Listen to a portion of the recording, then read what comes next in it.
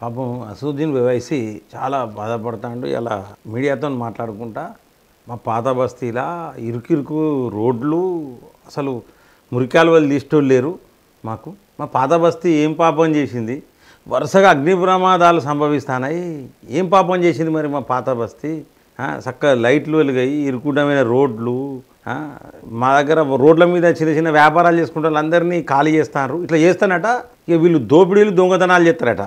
ఈ ఇజ్జత్ తక్కువ మాటలు కాకపోతే ఒక ఎంపీ, నువ్వు ఒక ఎంఐఎం చీఫ్, ఈ అసదుద్దీన్కి బ్రెయిన్ పనిచేస్తలేదా అని నాకు అనిపిస్తూ ఉన్నది. అంటే రోడ్ల మీద వ్యాపారాలు తీసేస్తే దోపిడీలు దొంగతనాలు చేస్తారా పాత బస్తోళ్ళు? ఇదేనా మాట్లాడాల్సిన మాటలు? ఇవేనా? ఒక ఎంపీ నువ్వు మొత్తం నేషనల్ ఫిగర్, నువ్వు మామూలు వ్యక్తివి కాదు. అసదుద్దీన్ ఓవైసీ నువ్వు మామూలు వ్యక్తివా? నువ్వు మీ తమ్ముడు అక్బరుద్దీన్ ఓవైసీ మీరు అంతా కొంచెం యాంటిక్ పీసులు. మీరు నీకు ఫస్ట్ ఆఫ్ ఆల్ ఇన్ని సంవత్సరాల కాంచెల్లి నువ్వు ఎంపీ ఉంటాను, మీ తమ్ముడు ఎమ్మెల్యే వెళ్తాను, మీరు అంతా ఇన్ని సంవత్సరాల కాంచెల్లి మీ ఎంఐఎం పార్టీ వెళ్తాంది పాత బస్తీని. మరి ఎందుకు ఇరుకుటమైన రోడ్లు ఉన్నాయి? ఎందుకు మురికి కాలువలు తిత్తలేరు? ఎందుకు వీధి దీపాలు లేవు? అంటే లైట్లు ఎందుకు లేవు? స్ట్రీట్ లైట్లు ఎందుకు వెలుగుతలేవు? మరి ఇంకా రోడ్ల మీదనే ఎందుకు వాళ్ళ బతుకులు ఇంకా రోడ్ల మీదనే ఎందుకున్నాయి? ఇప్పుడు రోడ్ల మీదకి వెళ్ళి ఖాళీ చేస్తే దోపిడీలు దొంగతనాలు చేస్తారని చెప్పేసి అంటాను. నువ్వు క్రిమినల్స్గా మారే అవకాశం ఉన్నదని నువ్వు మీడియాతో మాట్లాడినావు. మరి ఇన్ని సంవత్సరాల కాలంలో వాళ్ళు ఇంకే వాళ్ళ బతుకులు రోడ్ల మీద వ్యాపారాలు చేసుకునే బతుకులు ఎందుకున్నాయి? నేను దానికి సొల్యూషన్ చెప్తా.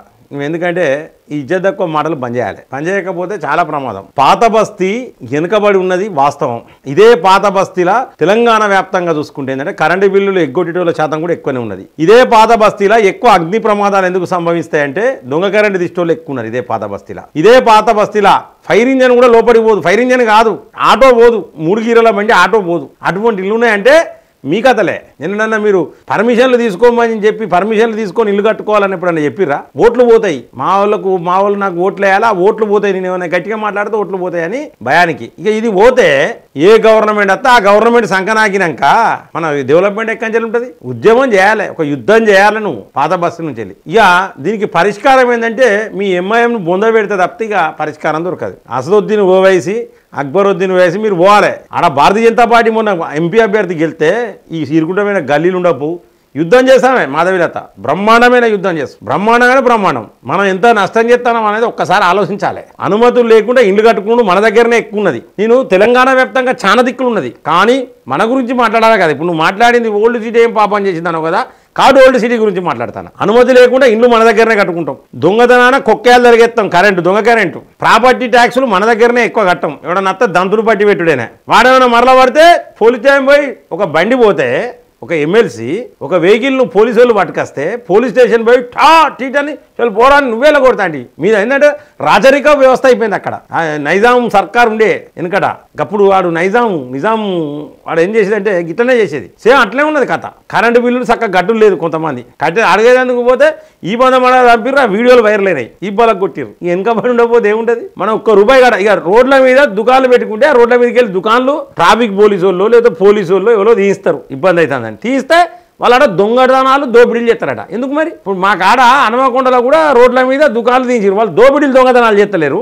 నిజామాబాద్లో తీయించారు, వాళ్ళు దోపిడీ దొంగతనాలు చేస్తారు. మన పాత బస్తీలో ఎందుకు చేస్తారంటాను నువ్వు? బ్లాక్ మెయిలింగా మరి ఏంటిది నాకు అర్థం కాలే. సో అసదుద్దీన్ ఓవైసీ మాట్లాడిన మాటలు అయితే మరి దేంతో నేను నవ్వాలి? ముడితో నవ్వాలనిపిస్తాను. ఇక దేంతోనే ఉన్నది అలా, ముడితో నవ్వాలనిపిస్తాను అసదుద్దీన్ ఓవైసీ మాట్లాడిన మాటలు. మిట్లారా వీళ్ళు కొన్ని సంవత్సరాల కాంచెల్లి పాత బస్తీని పాలిస్తారు ఇదే ఎంఐఎం పార్టీ. అక్బరుద్దీన్ ఓవైసీ, అసదుద్దీన్ ఓవైసీ దశాబ్దాల కాంచెల్లి మాట కొన్ని సంవత్సరాలు, దాదాపు 20 సంవత్సరాలు 30 సంవత్సరాలు అవుతుంది. ఇప్పటికీ వాళ్ళ బతుకులు మారలే పాత బస్తీలా. నేను క్లియర్గా చెప్తున్నా, ముస్లిం సోదరులకు క్లియర్గా చెప్తాను, మీ బతుకులు మారాలంటే ఎంఐఎం కోటేశ్వరుడు కాదు, ఎంఐఎంను బీఆర్ఎస్ను కాంగ్రెస్ను బొందబెట్టాలి. వీళ్ళకే కదా మీరు సపోర్ట్ చేసింది వెనకటి నుంచి వెళ్ళి. ఓల్డ్ సిటీ మొత్తం సపోర్ట్ చేసింది.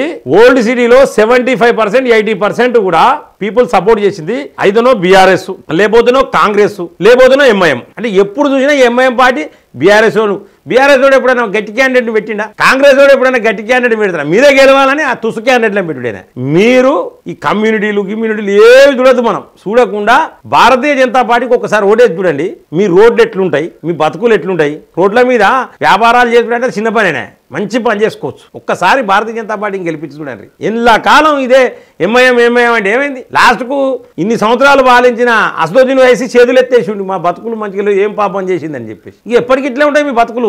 నువ్వు కనుక ఇట్లనే ఎంపీగా గెలుచుకుంటా, మీ తమ్ముడు ఇట్లనే ఎమ్మెల్యే గెలుచుకుంటా, ఏ ప్రభుత్వం అయితే ఆ ప్రభుత్వం సంకనాక్తం మేమంటే పాత బస్తీల పరిస్థితులకు ఇట్లనే కలబడతాయి. సో మిట్లారా చాలా దిక్కులో జరుగుతుంది తెలంగాణ వ్యాప్తంగా. కానీ పాత బస్తీ గురించి అయ్యో నాకు ఇబ్బంది అవుతుంది ఏం పాపం చేసిందని ముసలికాయ నీళ్ళు పెడతాను చూసినావా ఎంత వచ్చి డ్రామా అంటే డ్రామా. సో మిట్లారా దీన్ని మనం ఖండించాలి.